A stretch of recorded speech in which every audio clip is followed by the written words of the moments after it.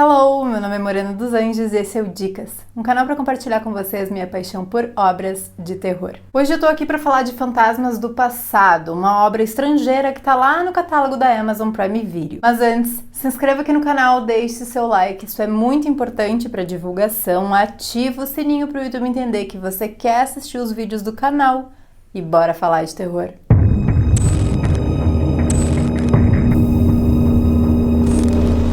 Lembrando que quando tiver spoilers, eu aviso. Nesse filme nós acompanhamos duas histórias em paralelo. Um médico psiquiatra chamado Freire é chamado pela polícia para analisar o caso de um suicídio. Uma senhora de 71 anos se enforcou em uma igreja e parece que antes de fazer isso, ela bagunçou todo o local e escreveu na parede a palavra sujo. Freire consola o homem que a encontrou e esse homem diz para ele que é muito gratificante essas palavras, principalmente vindo dele depois de tudo que o médico passou. Sæll. Sæl. Dagný. Freyr. Allt eftir hana. Það lítur út fyrir það, já. Em outras cenas, um casal e uma amiga estão indo de barco até uma cidade litorânea abandonada. Na verdade, mais parece uma ilha abandonada. Isso porque eles compraram essa casa para reformar e transformar numa pousada para o verão. Acontece que o casal está passando por um momento difícil, essa empreitada é para eles tentarem renovar os laços do matrimônio. Crise no relacionamento, uma amiga para amparar os lados e uma casa abandonada, lógico que coisas muito estranhas começam a acontecer sem explicação. Þið eru potið eina fólkið á öllum jökulfjörðunum allavega á þessum árstíma.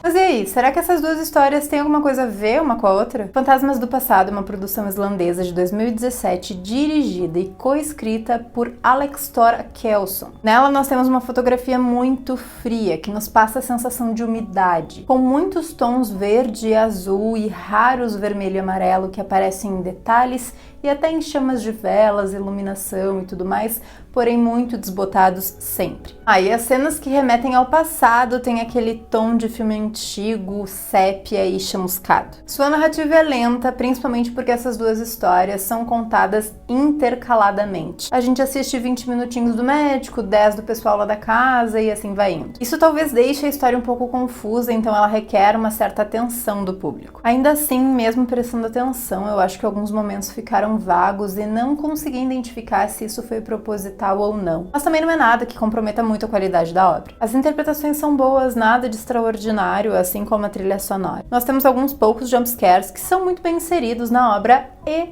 um plot twist surpreendente, daqueles que faz a gente perceber que muita coisa já tinha sido explicada e a gente não prestou atenção. Eu confesso que o que me ganhou mesmo no filme foi essa revelação. Sobretudo, Fantasmas do Passado é uma história triste e o que torna a atmosfera tão densa é a fotografia constantemente fria. A gente praticamente sente frio no sofá de casa. Mesmo com algumas falhas, eu acho que é um bom filme para ser assistido num sábado chuvoso.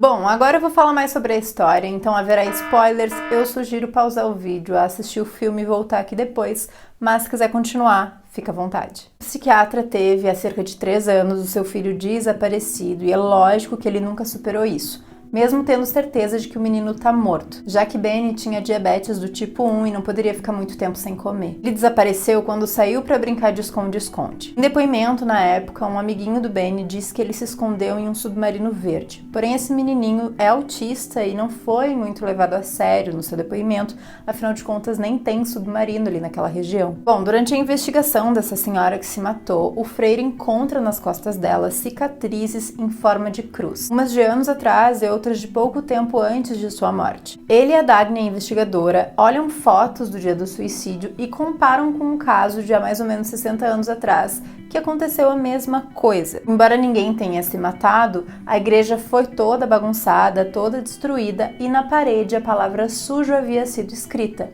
E tá escrita da mesma forma como agora. Kunnulegt.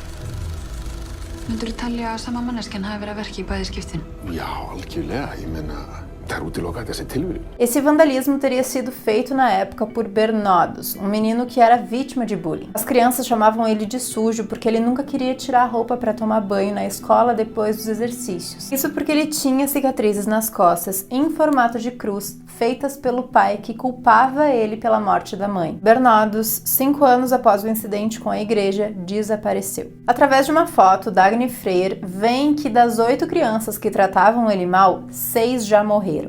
Sko, þessi mynd fannst á þessum tíma á heimili þessa drengs hér, Bernardusar Péturssonar. Og hann var hins vegar frá Hesteyri. As mortes começaram há 3 anos e, com exceção de Halla, que se matou, todas foram acidentes bizarros. Lógico que os outros 2 vão morrer, né? E dito e feito, um deles morre por um acidente porque bebeu desentupidor de pia e adivinha, ele tinha cicatrizes de cruz nas costas. Freyr vai falar com a última que falta, a Úrsula. Ela tá num asilo e aparentemente só fala coisas sem sentido. Até que ela fala que o Benny tá num fundo verde. O Freyr fica louco e vai até a casa da ex-esposa olhar de novo os arquivos da polícia. Ela então apresenta a Freyr um advogado que tá ajudando ela a, pasmem, falar com o Benny. Sim, o homem diz que o Benny tá preso entre 2 mundos e que precisa que seu corpo seja encontrado para ele poder ficar livre. Nafnið Bernótus, kannastu við það?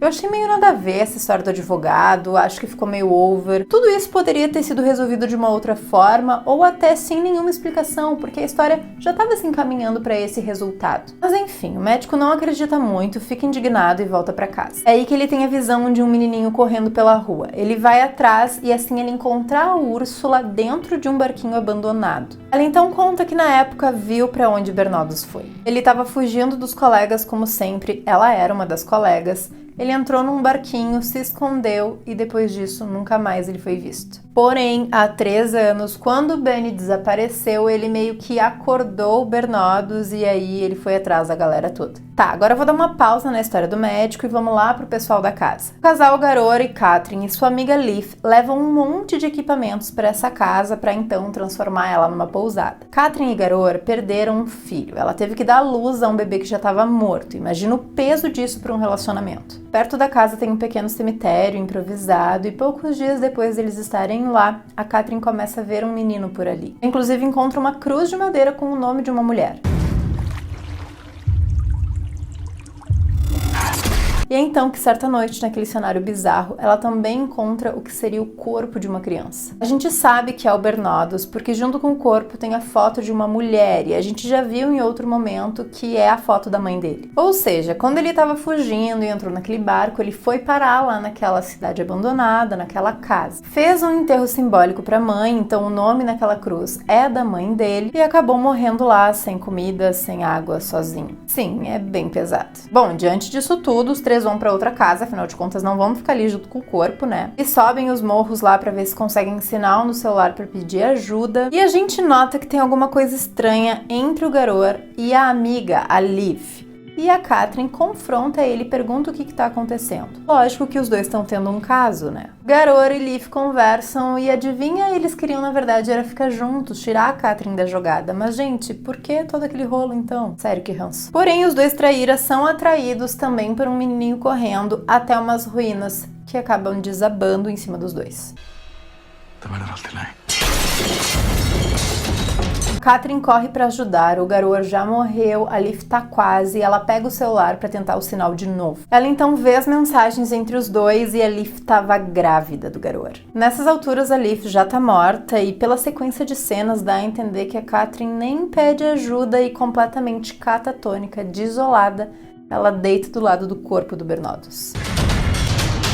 Certo, agora vamos voltar lá pro médico para finalizar tudo. Ele e a investigadora analisam mais uma vez o vídeo de segurança do posto de gasolina por onde o Benny teria passado na noite em que desapareceu. Eis que Dagny vê a imagem de Garor, Liv e Katrin e lembra que dias depois rolou a notícia de que eles tinham morrido em um desabamento e o corpo de Katrin nunca havia sido encontrado. Ou seja, o rolê deles na casa aconteceu há 3 anos, na época em que o filho do médico desapareceu. Bom, daí analisando as fotos desse caso, eles veem que os 3 levaram um grande tonel lá para casa verde, que poderia muito bem ser o tal submarino desenhado e dito pelo amiguinho do Benny. Gente, esse tonel aparece algumas vezes, mas nunca que a gente faz a ligação. Eles pegam um barco, vão até a casa e tá lá o corpo do Benny. Ah, mas a criança não gritou, como que ninguém viu? Eu entendi que ele estava desmaiado naquele tempo, afinal de contas, como o pai falou, ele tinha diabetes do tipo 1, então ele precisava comer logo. Como ele ficou lá dentro, não comeu, teve a viagem de barco e tudo mais, talvez ele tenha desmaiado. Mas não fica muito explicado não. E o que também resta em dúvida é que,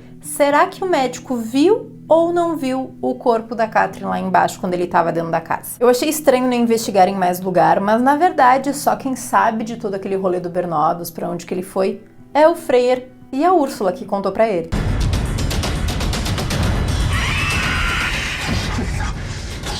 E aí, o que vocês acharam de Fantasmas do Passado? Deixem aqui nos comentários, me sigam lá no Instagram, @morena2anjos, igual pra Twitter.